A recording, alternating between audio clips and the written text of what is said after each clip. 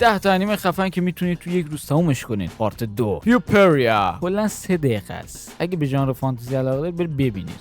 3 دقیقه است. کل 3 دقیقه. سایلنت وایس یک انیمه 2 ساعته است و یک درام فوق العاده جذابه. برید حتما ببینیدش. پرفکت بلو این توی سری کشورها ممنوع شده انیمه معمایی و روانشناختی کلا 1 ساعت و نیمه. برید ببینید خیلی قشنگه. دیولمن کرای بیبی یه اکشن فوق العاده جذاب کلا 10 قسمته. برید حالشو ببرید.